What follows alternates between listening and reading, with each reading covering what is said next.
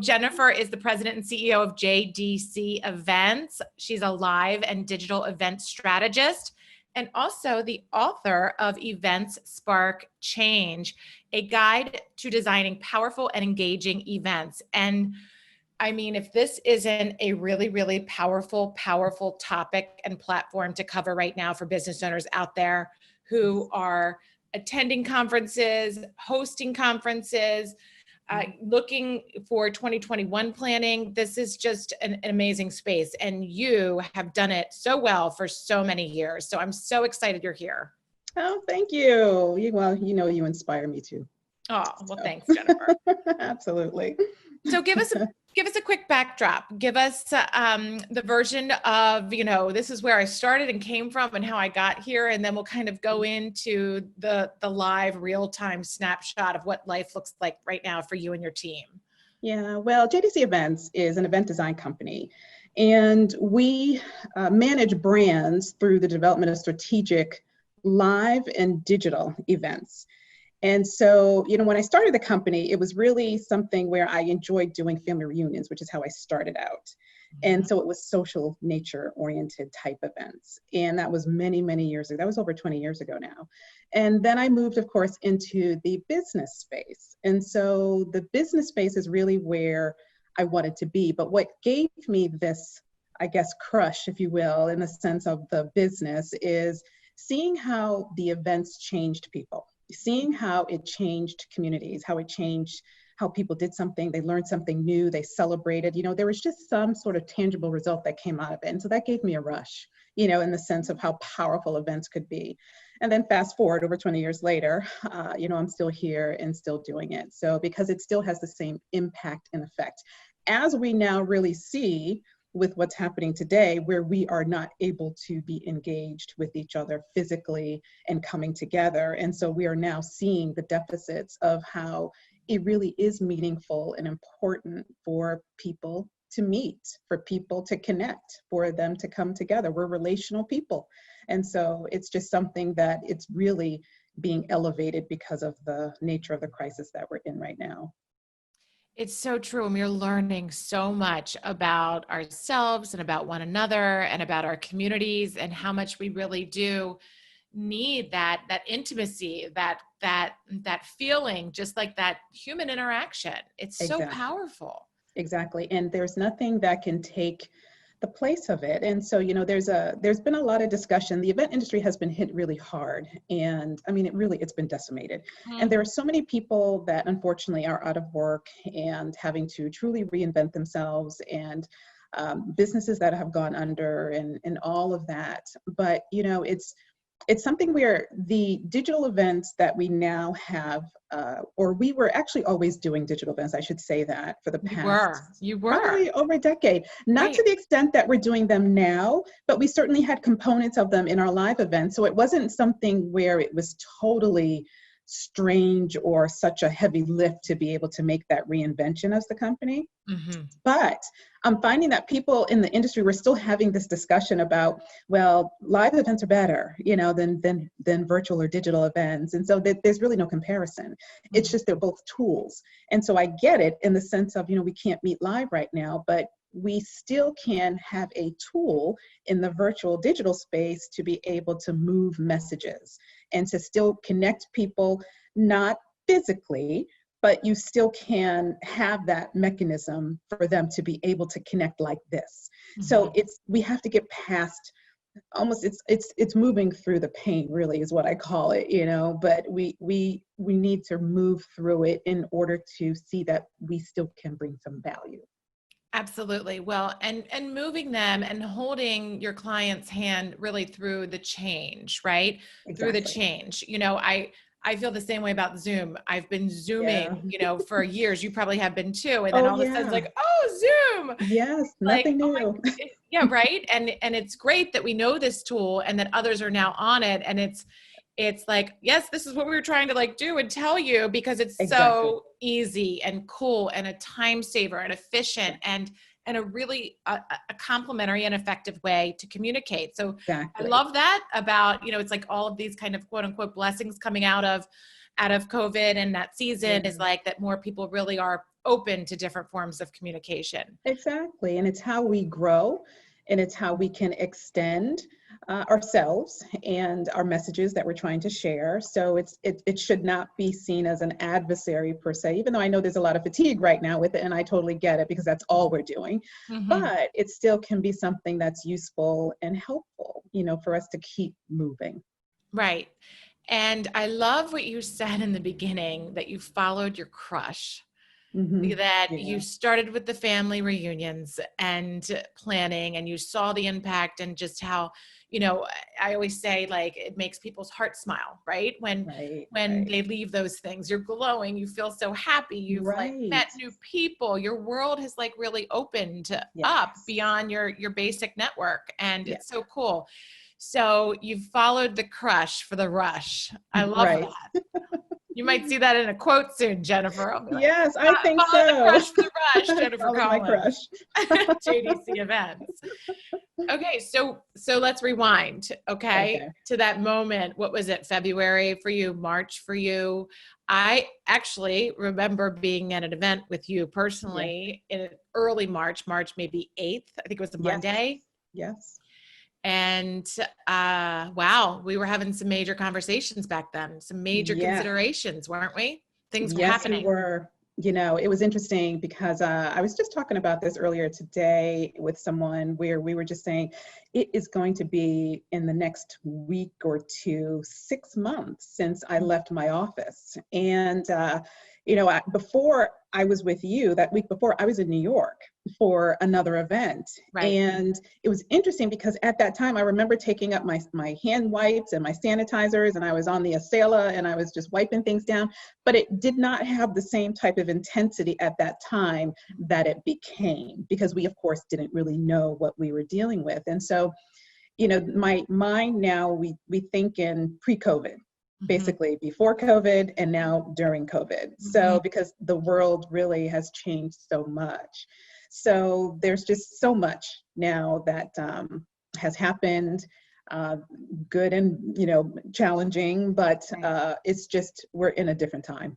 It's just a different time. I have to say, you moved so quickly and swiftly with, do you remember or know the number of how many, I guess, in-person conferences you had planned for your clients for 2020?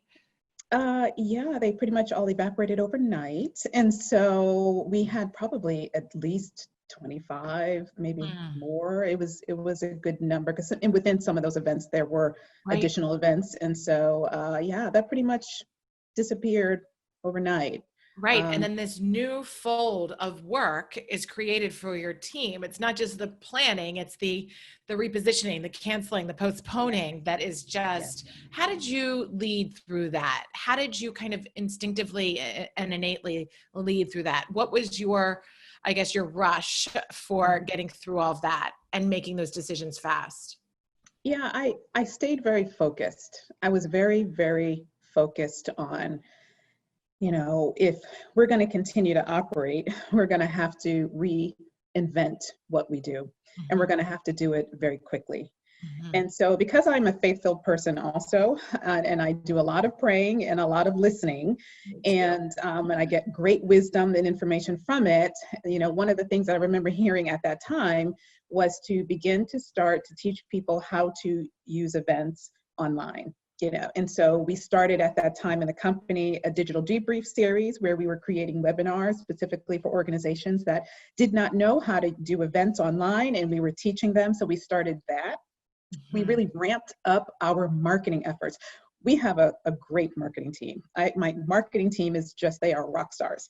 And so we just increased it. So we not only began to teach because we wanted to be thought leaders, but we also were continuing to push our messages out there as to, we are in this together. We're not going anywhere. We are going to continue to survive. We're going to reinvent ourselves as a team and what we do and how we operate and the skill sets and capabilities that we have. And we're going to continue to move forward. Failure was not an option. Right. It's just, we continue each day to take it one day at a time, to assess what's going on in the landscape in terms of the economy and all of that. Yes, I've kept my eye on it. I'm in business groups and CEO groups and, all of that helped me to do that. Absolutely. But for the team's purposes, we needed to keep moving forward. Yes. And I love that about you. I love your focus. I love your strength. You have an inner strength that just, it really, that you can feel the vibrations of just being around you. You can just, you Oh, sense thank and you. know that you are just such a strong, thoughtful woman that really just powers forward. Like, let's focus on this. What's next? What's next? What's next? Let's get through this. Right, Right. right, And right. I mean, that's when you amazing. stop moving Mhm. is when you let doubt start to set in, and you take your mind off of the issue at hand, and then Mhm. you start focusing on the problem as opposed to the solution. And Right. so that's why keeping moving and keeping yourself engaged and keeping to searching and looking and listening to people and finding out information helps to get you to the next phase. And then you find out, oh, you're 2 steps further. Oh, you're 3 steps further ahead. And then you find that you're continuing on and you're still in business. Absolutely. And you are on the national scale and you work with huge corporations. Mhm. So did they, obviously they come to you as a trusted resource pre-COVID, post-COVID, Sure. but what Mhm. were their kind of questions and concerns? Where were their heads, like when we're talking to major decision makers at companies? Well, at that time, the situation was actually changing very quickly in the March timeframe and April timeframe. And Mhm. so at that time, what was happening is that people were pushing out events that they have that were in person until the fall. Mhm. And so that's really where people were and what they were thinking. And that's really what we all were thinking, because we really weren't getting enough information or understanding as to the scope of the crisis that we were in. Mhm. So we thought, oh, okay, we're going to have to lock down for a couple of weeks and then maybe things will be better by then. That's what it felt like at that time. But then, of course, we learned different. And so what happened is that they started to institute these travel bans. So they just were not going anywhere, but they said, okay, fall. But as we got closer to the fall, Right. we started to see that things weren't changing. And so what they did then is they said, okay, we were going to bring people back to their office around September, some of the corporate. And then now they're saying, okay, January. So they Mhm. continued to inch and push out. And then there were some companies that said, you know what, we're not doing anything in terms of in-person until at least July or the summer or fall of Right. 2021. Yes, I've been So hearing that, yeah, I've been hearing that, which has been interesting that, and some, depending on the size of the companies, some of the larger companies actually have been saying fall 2021, right. which is obviously their A decisions to long time make away. different. And it is, and it is. Yeah. Now, I have to say, I went to a conference that you and your team digitally hosted. Okay, Yeah. so this was an in-person conference and one of my favorite conferences to attend always annually. And the WPO conference, the Women's Presidents Yes. Organization Conference, My which is favorite too. Yeah. amazing. Yes. Oh, And this thank is a you. global network of 800 plus women business owners. So you can only like imagine like the energy, like there's a huge dance party Yes. and it's like, oh my gosh, how do you recreate that? Right? I know, especially Oh, with these dynamic women. yes. How do you capture that? Yes. And I was able to witness not only as an attendee, but also behind the scenes as I guess I could say a proctor or something, someone who was Oh, asking yeah. questions to the speakers. Moderator, yes. Moderator. Okay. So it was so well done Oh, that your team, honestly, he was like in my ear, like 5 seconds until you ask the questions. And I was like, oh my gosh, okay, okay. And then I have this pulled up and I have yeah, this our pulled up. And I was like, producers. this is, Yeah, your producers were yeah, amazing. And they're like, yeah. guided you through the entire thing. The speaker and I had some time one-on-one to talk prior to, and he, worked us through our nerves and Yeah. everything.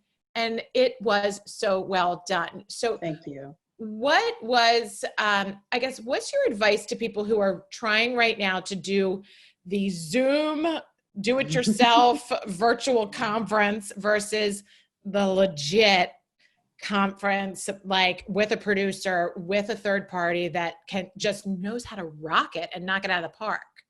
Yeah, what's interesting is that people often start with the platform, meaning when they know they have to do a virtual event, they think, oh, okay, am I going to go get Zoom or Teams, Microsoft Teams, or GoToMeeting, or whatever the case is. So they think platform. But that's really not the way to think. You first have to think strategy. What is it that you're trying to do? What do you want people to feel? What do you want people to do when they're on the platform? How do you want to engage them? How do you want them to interact? What is the objective of it? So those sorts of strategic type of focuses is what really should be the first step, because then that's going to drive you to the platform.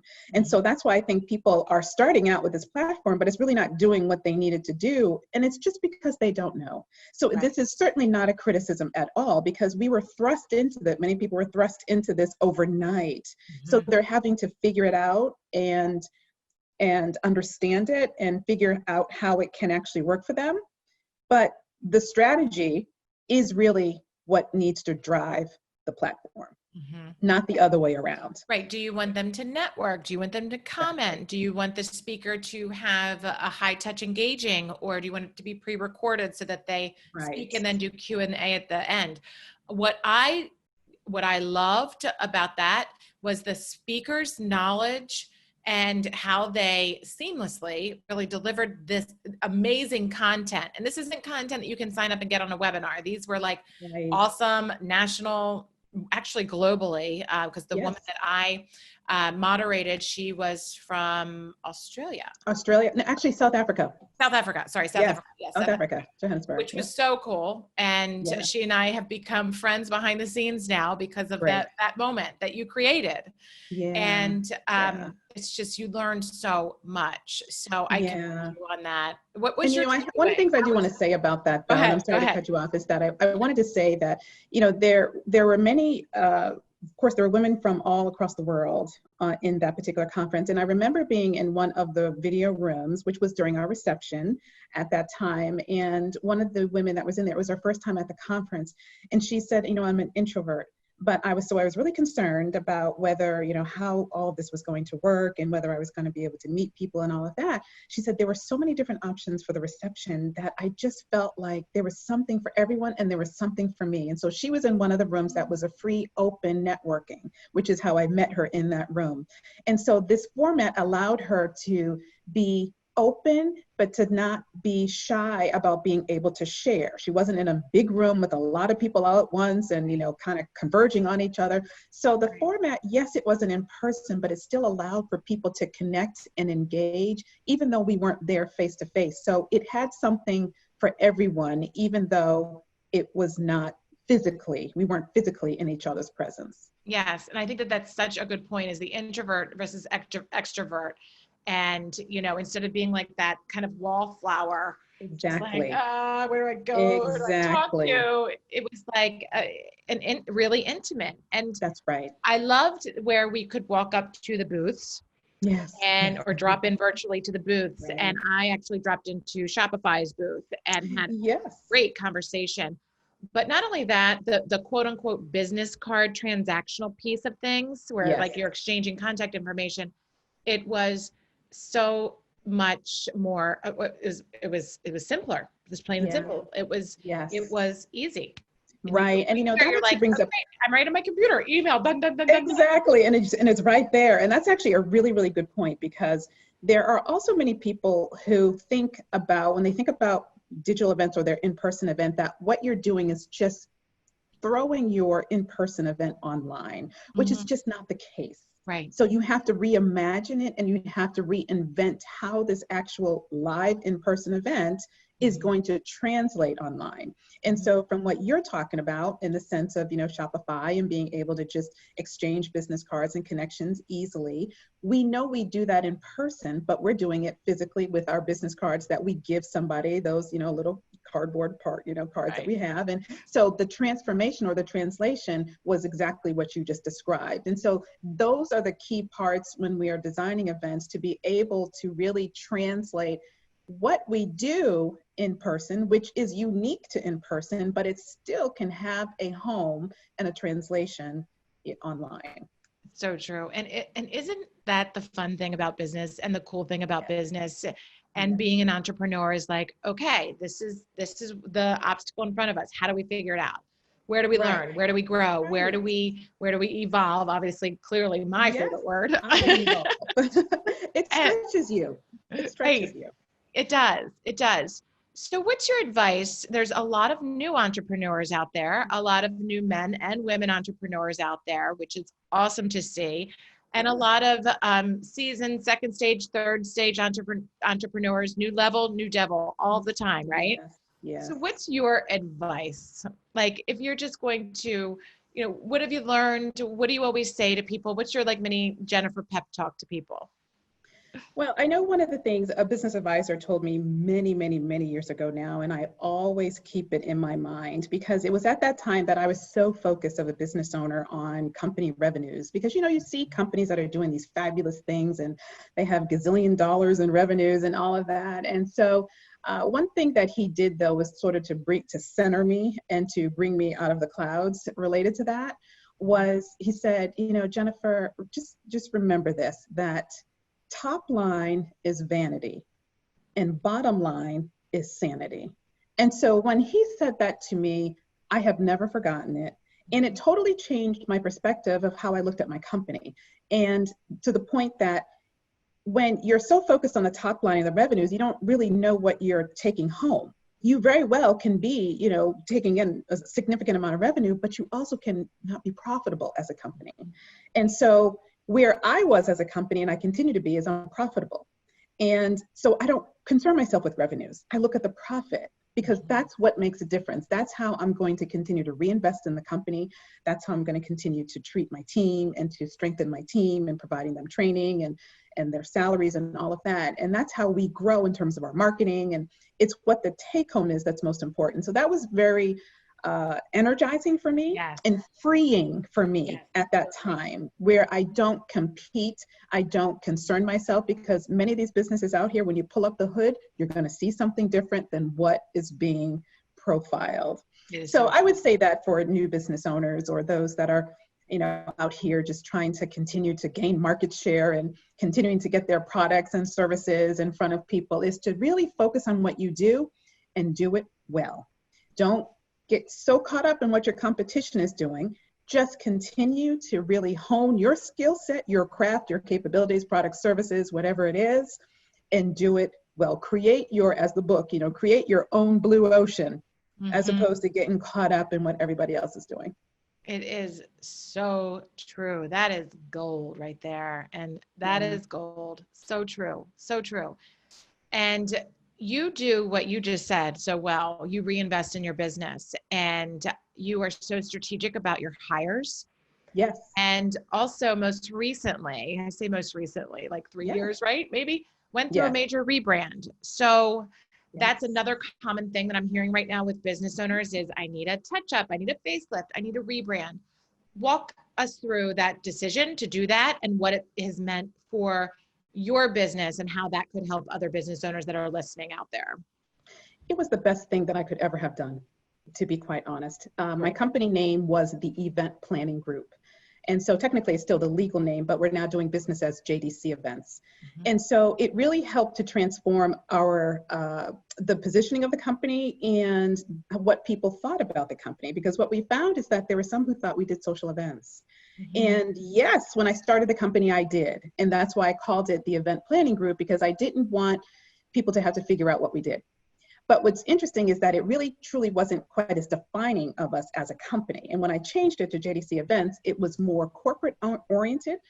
More of the corporate began to understand, began to have a better visual of who we are as a company and a better, stronger brand. That's what it brought us. Right. We revamped the website, all of our marketing materials, new logo, and I haven't missed a beat with it, since we did it. It has just been the absolute best approach and strategy that we could have done. So it really has strengthened us in terms of what we do as a company.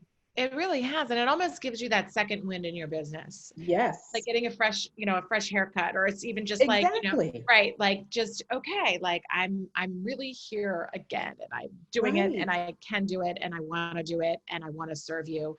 And, it is all in a name and things can be lost sometimes. They can. right?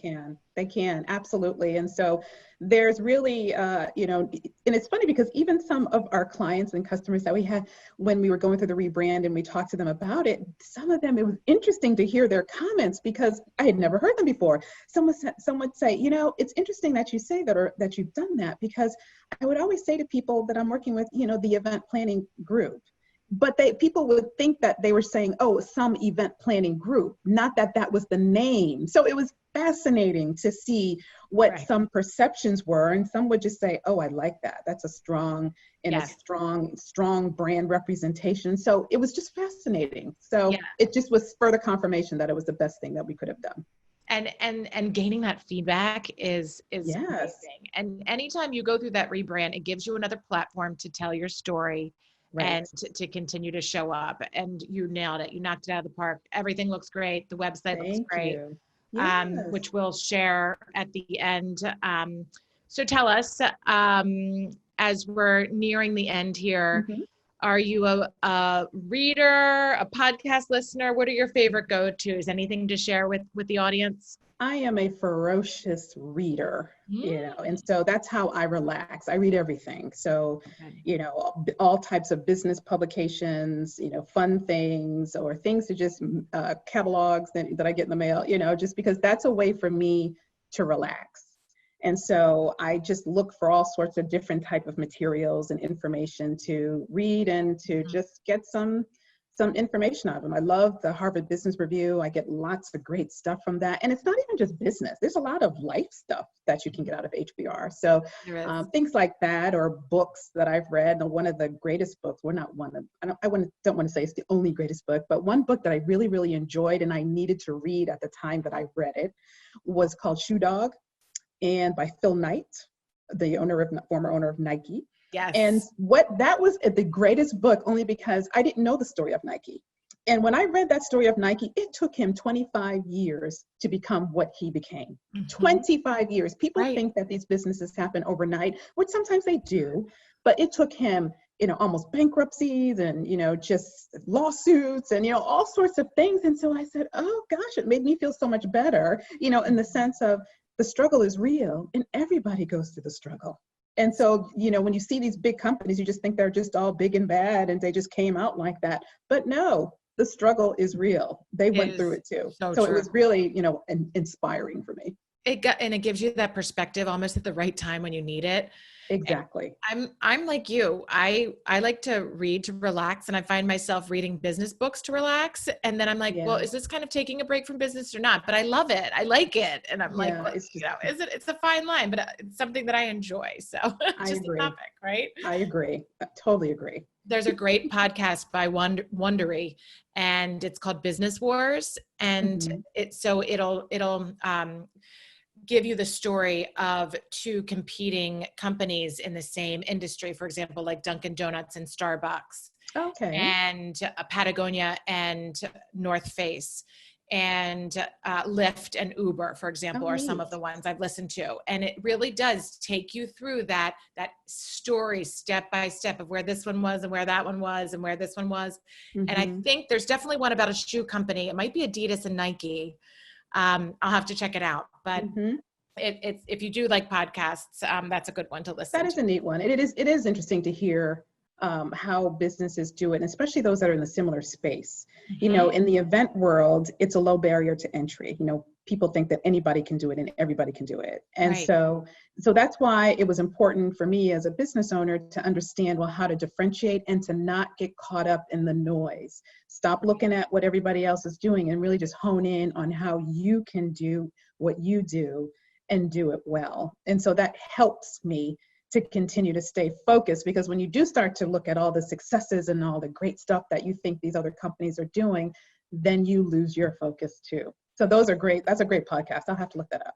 Your message is so powerful. Top line, vanity, bottom line, sanity. Focus on your crush and get the rush, right? And also, just, you said, don't compare, don't worry about it. And we need to be more patient with ourselves as entrepreneurs. And we tend to be impatient, but when we really do just focus on us and what's important, that's so important. You So know, it really is. And I would also want to say to Annette that, I can't do this alone, and I haven't been doing it alone. And so it's so important to talk about the team. I have a rock star team right now. They have risen to the occasion to reinvent, to learn new skill sets, to learn new ways of doing and performing these digital events. And I just can't say enough about what they're doing and what they're bringing to the company. I hired a new senior director last year. She has just been golden in the sense of what she's offered the company and how she nurtures and how she motivates the team and the operational aspects of the company. And so we can't do it alone. And, I have a team now that's a high, really high performing. They're all in. They want to see success not only in themselves, but the company too. And so that's something that's critical and important, because that's not always the case. There are some times that you don't really get the feedback in a sense of, you might hear that you're doing all sorts of things wrong, or they don't like all sorts of things, but there's no other coming to the table of, well, how can I make it better? This is how I can do it differently. That's where we are now. So I can't say enough about the team that I have and how they're just bringing it. They are bringing it. So they are rock stars. Yes. And, good teams mean that there's a good leader at the top, which is awesome. And you could not have timed the hire of your, what's her title?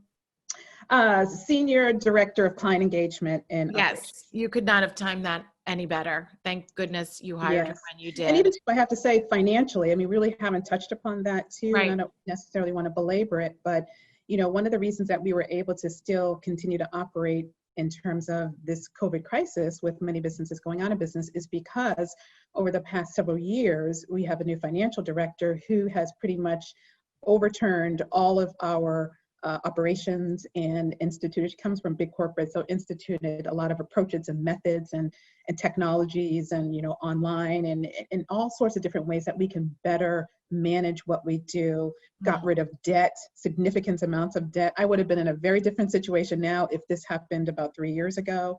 So I just can't say enough for surrounding myself with great people that can help me do my job better and to help me to lead and guide better. So, from a financial perspective, my director, and then the operations and the clients and the team management, it's just, I feel like we're in a very strong position to not only continue to operate, but to grow.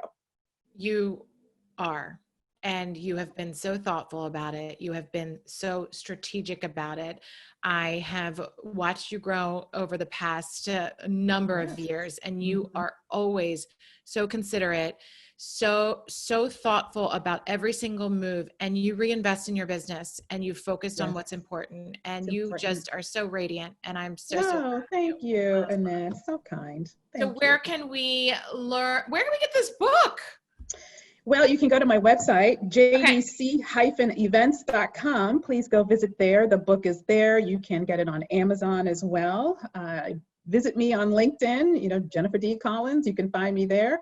And, we just are always pushing out so much information that we hope can be a resource and helpful to people, and lots of videos that we have on different ways that we do things. So we are very integrated in the sense of how we are trying to reach more with sharing with them this valuable platform in terms of digital events as well as live events, and how they can do it and they can do it better.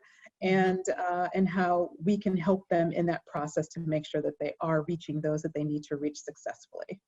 That's wonderful. That sounds like invaluable information and resources on your website. So we will definitely drop that in the show notes and share that below.